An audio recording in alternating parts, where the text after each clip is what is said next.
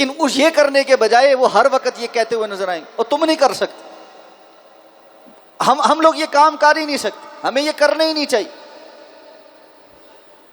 اور ہر وقت ایک منفی سوچ دوسروں کے اندر پال پال کے اپنی نسلوں کو بھی برباد کر کے رکھ دیتے ہیں۔ بچے چھوٹے سے بچے کو آپ یہ کہنے لگتے ہیں نہیں تم یہ نہیں کر سکتے، تم یہ نہیں کر سکتے، وہ بڑا ہونے تک اپنی تمام صلاحیتوں کے اوپر یقین کرنا چھوڑ چکا ہوتا ہے، اس کو لگتا ہے میں کچھ نہیں کر سکتا۔ اس کے برعکس ہونا یہ چاہیے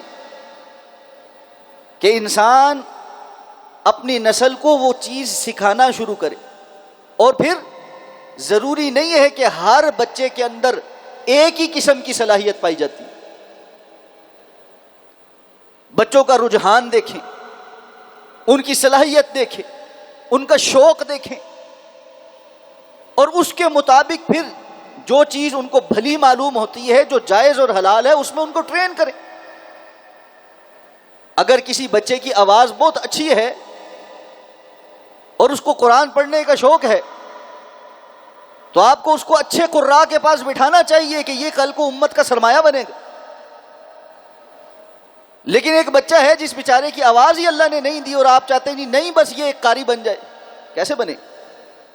وہ کسی اور چیز میں بہت اچھا کام کر سکتا ہے، ممکن ہے وہ لکھاری بہت اچھا ہو اور وہ امت کے لیے لکھنے میں کوئی بہت بڑا سرمایہ چھوڑ جائے۔ میں بر صغیر پاک و ہند کے کتنے ہی ایسے علماء کو جانتا ہوں جن کے ایسے بڑے نام ہیں اور انہوں نے ایسی مارکت الآراء کتابیں لکھی ہیں کہ انسان ان کی کتابوں کو پڑھ کر دنگ رہ جاتا ہے، لیکن جب ان سے ملاقات ہوئی اور ان کی گفتگو سنی تو بندہ تھوڑا سا حیران ہوتا ہے کہ اچھا یہ وہی شخصیت ہے جس کی کتاب انسان کو مبہوت کر کے رکھ دیتی ہے، اس کی گفتگو ایک عام انسان سے بھی نچلے لیول کی ہوتی ہے۔ اللہ نے وہ صلاحیت نہیں دی۔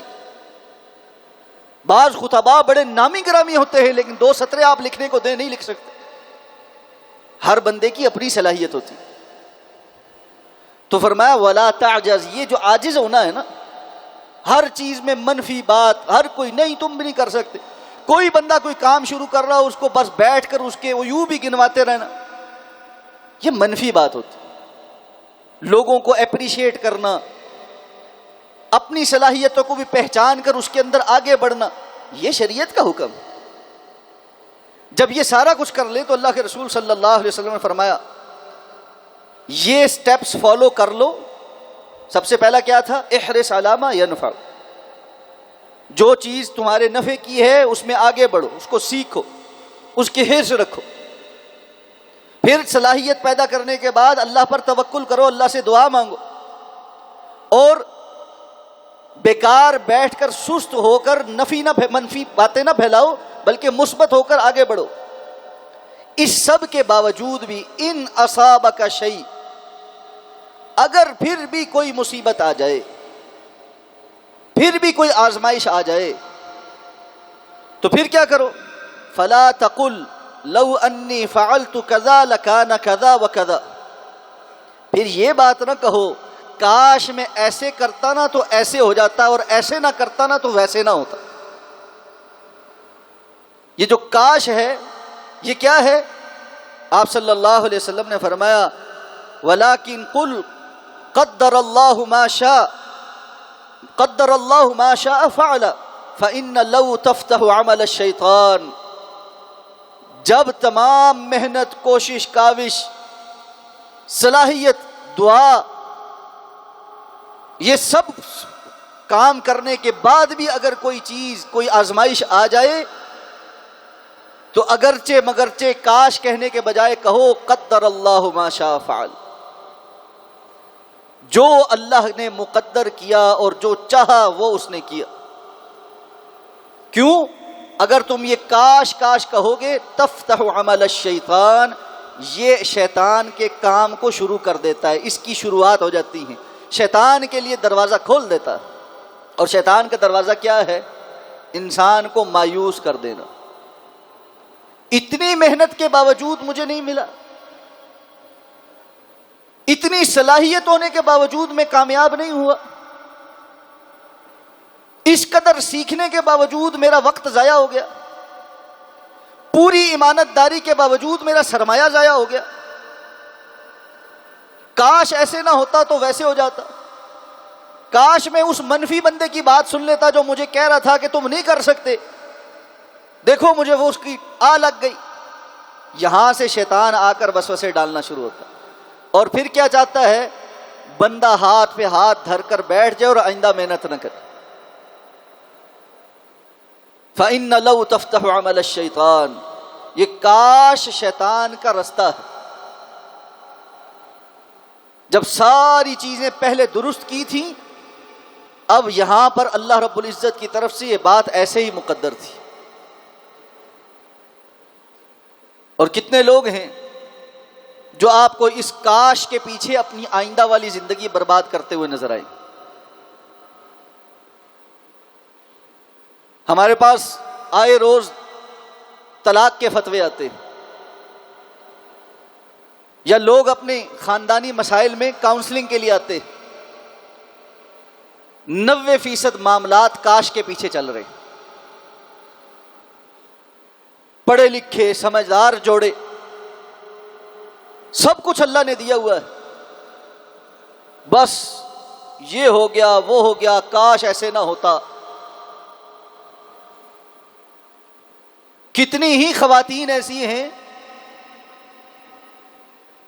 جو آ کر صرف اس بات کے اوپر رو دھو رہی ہیں کہ ہمارے ماں باپ نے ہمارا یہاں رشتہ کر دیا اور ہمارے ساتھ بڑی زیادتی ہو گئی۔ کیا زیادتی ہو گئی؟ اچھا بھلا اللہ رب العزت نے سارا نظام آپ کو دیا ہوا ہے، گھر بار ہے، شوہر ہے، بچے ہیں، رزق حلال ہے، معاشرے میں عزت ہے، نہیں بس ہمارے بہن بھائیوں کا جہاں رشتہ ہوا وہ اس سے بہتر ہیں جو ہمارے پاس، اس لیے میرے ساتھ زیادتی ہو۔ یہ ایک ایسی سوچ ہے جو انسان کو زندگی میں کبھی مطمئن نہیں ہونے دیتی۔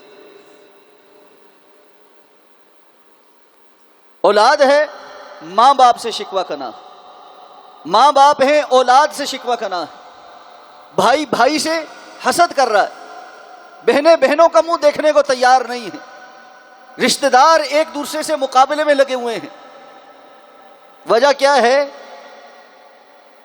دنیا کی یہ دھوکے کی زندگی جو پچھلی آیات میں بیان ہوئی تھی، وَتَفَاخُرٌ بَيْنَكُمْ وَتَكَاثُرٌ فِي الْأَمْوَالِ وَالْأَوْلَادِ، ایک دوسرے پہ فخر جتلانے کے لیے اور مال اور اولاد کی کثرت کی چاہت، بس یہی مطمع نظر رہ گیا ہے۔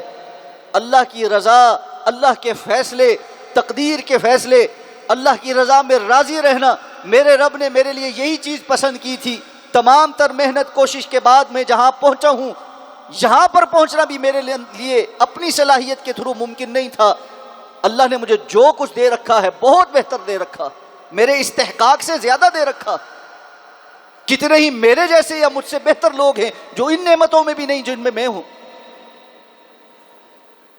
اور کتنے لوگ ہیں جو تقدیر کے اس معاملے میں مشکل اور پریشانی میں یہ سوال تو ضرور پوچھتے ہیں، ہم کیوں، یہ پریشانی میرے لیے ہی کیوں، لیکن کسی نعمت پہ یہ نہیں پوچھتے کہ میرے میں کون سی صلاحیت ہے جو اللہ نے مجھے یہ نعمت دے دی، میں کیوں اللہ، میں نے تو کوئی ایکسٹرا نیکی نہیں کی، آپ کی اطاعت اور فرما برداری نہیں کی، آپ کا حق نہیں ادا کیا، میرے تو سجدے بھی کھوٹے ہیں، میری تو نماز بھی ایسی ہے جس کے بعد مزید استغفار کی ضرورت ہے کہ یہ نماز ہے، میرے تو روزے بھی ایسے ہیں جو اللہ کی پابندیوں کا حق نہیں ادا کرتے، میرے تو حج اور عمرے بھی دکھلاوے کے ہیں، وہاں پہ بھی سیلفیاں ہی چل رہی ہیں، وہاں پر بھی کتنے ہی گناہ چل رہے ہیں۔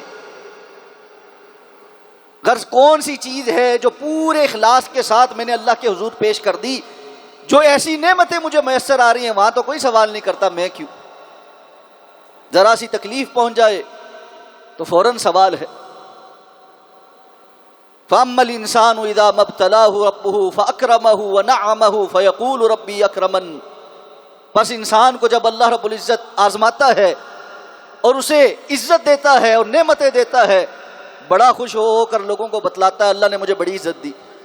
وَأَمَّا إِذَا مَا ابْتَلَاهُ فقدر علیہ رزقہ فیقول ربی اہانن، اور اللہ اگر مبتلا کر دے اور رزق میں تھوڑی بہت کمی لگا دے، فوراً زبان سے کہنے لگتا ہے اللہ نے مجھے ذلیل کر چھوڑا۔ ہر فیصلے پر راضی، نعمتوں پر راضی، آزمائشوں پر راضی، پسند کی بات پر راضی، ناپسند کی بات پر راضی، خیر کی بات پر راضی، کوئی شر پہنچ جائے اس پر راضی، اللہ کچھ دے دے اس پر راضی، اللہ کچھ لے لے اس پر راضی۔ بندہ مومن سراپا راضی ہوتا ہے اللہ رب العزت کے فیصلوں پر۔ ہاں، جہاں کمی کوتاہی لگتی ہے وہاں اپنا محاسبہ کرتا ہے کہ مجھ سے کہاں غلطی ہو گئی، مجھ سے کوئی گناہ تو ایسا نہیں ہوا جس کے نتیجے میں میرے ساتھ یہ معاملہ ہو گیا، کہ اللہ کے رسول نے فرمایا انسان کا گناہ بھی اس کے رزق کے رستے میں آ کر حائل ہو جاتا ہے، نعمتوں کے رستے میں آ کر حائل ہو جاتا ہے۔ تو اپنا محاسبہ کرے، اگر جہاں غلطی ہے اس کو ٹھیک کرنے کی کوشش کرے، لیکن اگر وہ صحیح سمت پہ چل رہا ہے اور اس کی محنت، کوشش، کاوش اور وہ جو حدیث میں اسلوب بیان ہوئے وہ سارے پورے ہیں، تو ہرگز یہ نہ کہے کہ کاش ایسے ہو جاتا اور کاش ویسے ہو جاتا۔ قدر اللہ وما شاء فعل، اللہ کی تقدیر کے فیصلے ہیں اور اللہ نے جیسا چاہا ویسا ہو۔ ایسی صورت میں انسان نفس مطمئنہ بنتا، اس کی زندگی اطمینان والی ہوتی، سکون والی ہوتی۔ پھر ہوتا ہے کہ انسان نہ کسی چیز کے جانے پر ایسے ڈپریشن میں چلا جائے کہ زندگی ختم کرنے لگ جائے، خودکشی کرنے لگ جائے، اور نہ کسی خوشی کے میسر آنے پر آپے سے باہر ہوتا، وہ ایک بیلنس زندگی گزارتا۔ اس کو پتہ ہے میرے رب کے فیصلے زیادہ بہتر، آسان تکرہوا شیئا وہو خیر لکم، بہت ممکن ہے تم کسی چیز کو ناپسندیدگی سے نگاہ سے دیکھتے ہو لیکن وہ تمہارے لیے زیادہ خیر کی ہو، اور بہت ممکن ہے تم کسی چیز کو بہت پسند کرتے ہو لیکن وہ تمہارے لیے شر کی۔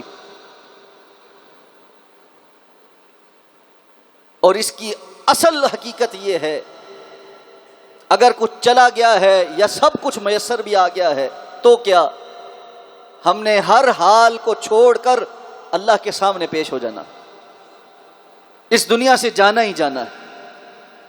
جس کا اس دنیا سے جانے پر یقین جتنا مضبوط ہوتا ہے وہ اتنے زیادہ دل کے اطمینان کے اوپر۔ یہ جو آج فی زمانہ ہم بہت زیادہ پریشان ہیں، حد سے زیادہ ڈپریشن کے اندر ہیں، ہر بندہ پریشان ہی پریشان نظر آ رہا ہے، جی بس معیشت خراب ہے، فلاں بھی خراب ہے، ہر چیز دنیا کے اندر خرابی کی طرف ہے، اور یقیناً ہے بھی، اور اس کے جو اسباب ہیں وہ اور ہیں، ہم متعدد بار اس پر بات کرتے ہیں، اور ان اسباب میں کیا کرنا چاہیے اس کی طرف بھی بات کرتے ہیں۔ تو اس حل کی طرف آنا چاہیے، اللہ کی طرف رجوع کی طرف آنا چاہیے، لیکن یہ دل میں انتہائی اضطراب جو انسان کو ٹکنے نہ دے، جو دن کو سکون نہیں، رات کو نیند نہیں، اس اضطراب سے باہر نکلنے والی چیز اللہ کے فیصلوں پر رضامندی، اور کچھ نہیں۔ کوئی گولی، کوئی ڈاکٹر، کوئی کاؤنسلر، کوئی موٹیویشنل اسپیکر آپ کو کچھ نہیں دے سکتا جب تک اللہ رب العزت کی رضا میں راضی ہونے کا فلسفہ آپ کو سمجھ لیا۔ جس کو یہ سمجھ آ جائے اس کو کسی اور چیز کی ضرورت نہیں ہوتی۔ وقتی طور پر تکلیف بھی ہوتی ہے، وقتی طور پر دل بہت خوش بھی ہوتا ہے، لیکن بندہ اپنے آپ کو ایک اعتدال پر رکھتا۔ اس لیے فرمایا واللہ لا یحب کل مختال فخور، اللہ ہر شیخی خورے، فخر میں مبتلا بندے کو پسند نہیں کرتا، اپنے اندر ہی اپنے آپ کو بہت بڑا سمجھتا، دوسروں کے سامنے بڑی بڑی ڈینگیاں مارتا ہے، اور باقیوں کو اپنے سے حقیر سمجھتا ہے۔ کسی پر کچھ احسان کر دیا تو اس کو اپنا غلام سمجھنا شروع کر دیا۔ یہ سوچیں اللہ کو پسند نہیں ہیں۔